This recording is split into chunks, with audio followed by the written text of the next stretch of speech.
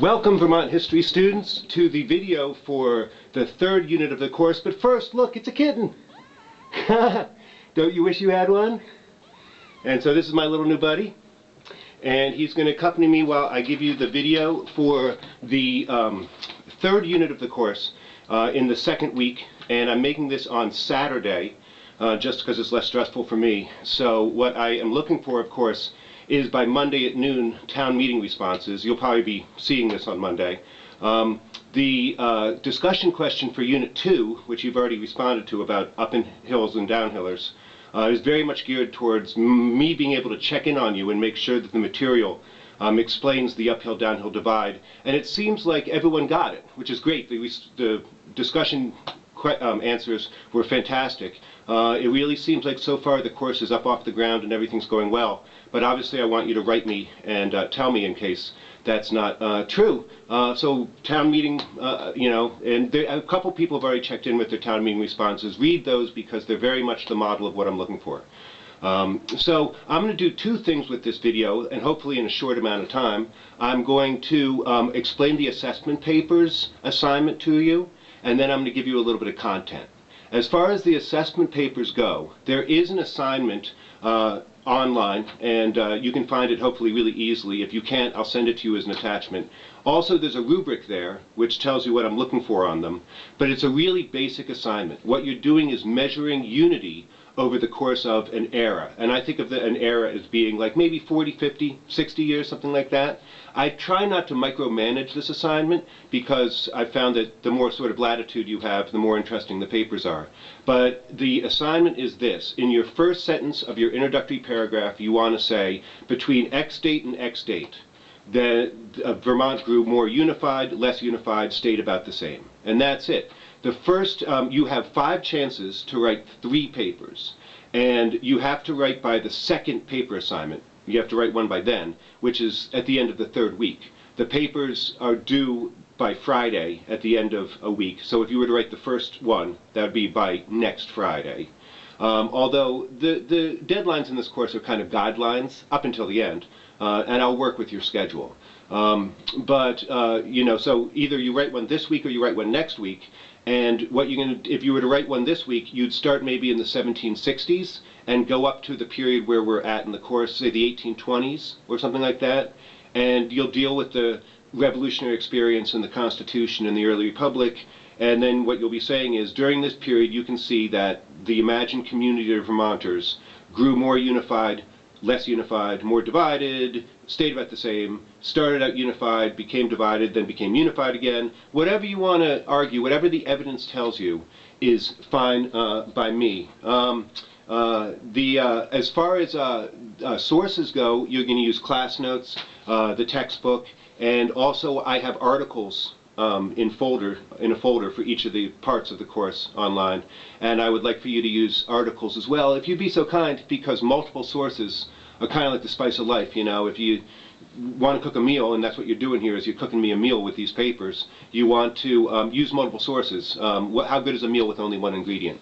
So use the articles. I'd be really delighted if you would. As far as citations go, I am not a stickler for form on citations, but I need citations so I can reward you for the reading you've done. All I need is the author's name or the title of the book. You know, you could say Sherman or you can say Freedom and Unity, whatever. And the page number where you got your information. The page number or page numbers. I need the page number. I don't care what year it was published. I need the page number so I can retrace your steps. You can do parenthetical citations. I prefer footnotes or endnotes, but, you know, the most important thing is have citations in the text. I don't want a works cited page. I don't want a bibliography. Where in the text did you use your sources, and what page number did you get your information from? And then I can retrace your steps, and we're all good. Use articles, and just tell it like a story. That's the whole point of this assignment, is that you want to have a sense of how united Vermont is now. What is it like in 2016? Is Vermont relatively united or divided in historical perspective? So you're going to write 3 of these papers. You'll skip some years in between, but you can write one from 1800 to 1850, and then another from 1870 to 1920, and another from 1940 to 1990 or something like that. And the outcome will be that you'll have a sense of the long flow of history and relative division and unity over time within the imagined community of Vermonters. Try to avoid using uphill and downhill if you can, because it's better to use like real people's name, real places, real specific events.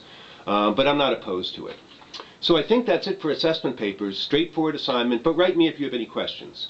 As far as the content goes, in Unit 3, the third class of the semester, the point of it is for you to understand the most important thing about uphillers and downhillers, okay? And first I'll tell you about the most important thing about downhillers, then uphillers. Now these categories evolve enormously over time, but basic things about them are the same, will always be the same, okay?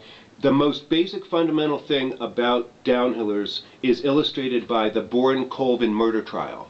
And it happened in Manchester, Vermont, in 1819, and it stemmed from a fight in a field in 1812 between two brothers, who's Stephen and Jesse Bourne, and their brother-in-law, Russell Colvin, over the fact that Russell Colvin was going to be given the farm that Stephen and Jesse had grown up on, that their father owned, and he was giving it to his daughter and his son-in-law, Russell Colvin. Stephen and Jesse were really mad about this. There was a big fight in this field that was witnessed by a neighbor who saw Russell pick up a stick and then hit Stephen with it, and Stephen grabbed it from him and hit Russell, and the guy ran off, who was witnessing the fight. And then Russell disappeared. And for 7 years, people in East Manchester wondered what happened to Russell. He was kind of a stupid guy, and he was very much given to wandering off, and so people kind of figured he'd left. Stephen said, I'm leaving here, and I'm not coming back, and I hate you and your dad and your stupid sister and all this. And Stephen said that he left. But people wondered, well, there was a fight, and so are you sure that Stephen and Jesse didn't murder Russell and bury the body? And for 7 years, people in East Manchester discussed this, and as a crow flies, Manchester Village is only like half a mile away, but culturally speaking, it's completely different. Manchester Village was a shire town. It had lots of lawyers, the court sat there, lots of merchants there, very prosperous town. East Manchester was in the middle of nowhere, was the uphill village. And so by 1819, people in East Manchester were so up in arms about this that the people in Manchester Village found out, and they decided to have an inquest into it. And the inquest, eventually, they found some things. They found Russell Colvin's hat and his knife and things like this. And finally, they separated Jesse and Stephen into jail cells, and Jesse confessed to killing Russell and saying they buried him, the body, and then Stephen confessed. And so Stephen was going to be executed for being the one who struck Russell on the head with this stick. But then Stephen said, they only coerced the confession out of me. I didn't actually do it. So a couple of his friends were like, well, the one way we can avoid having him get killed, executed, is to find Russell Colvin. So they put advertisements in the newspaper in Rutland and Bennington and Albany, New York, and one saying, if you can find Russell Colvin, you'll save this man from getting killed inappropriately. And so one of these newspapers found its way to New York City, where this guy found the newspaper, said, I just saw, he was from Manchester, living in New York, and he said, I saw Russell Colvin over in New Jersey just a couple years ago. So he went out, found Russell Colvin, took Russell back up to Manchester, and Russell Colvin arrived and said, Stephen Bourne didn't kill me, he couldn't kill me. And so the lawyers and the judge and all, they let Russell go. But they wondered, was it the real Russell Colvin? It might have been an imposter. But they didn't know, because they didn't know who Russell Colvin was. And that's the thing, and they would ask uphillers, was that the real Russell Colvin? And uphillers would say, well, who knows? And that's the thing about it, is that uphillers, then and now, they never tell downhillers their secrets. No matter how long a downhiller who's moved to a town lives there, he's not a part of the community the way the people who have been there for multiple generations are. And the uphillers aren't going to tell their secrets to downhillers. They don't. And downhillers don't understand uphillers. They haven't and never will. They don't understand why they drink the beer they drink, or why they drive the cars they drive, or why they listen to music that they listen to, or why they go off to walks in the woods and take a gun and kill really cute little animals. And downhillers don't understand uphillers. Okay? The second story is about the most important thing about uphillers. And it has to do with About a decade later, there was this big anti-Masonic movement, and you can read about the anti-Masonic movement in the textbook. But basically, it was during the era of capitalist transformation. The Erie Canal and the Champlain Canal came through and made America profoundly more capitalistic, people working with tools that other people own.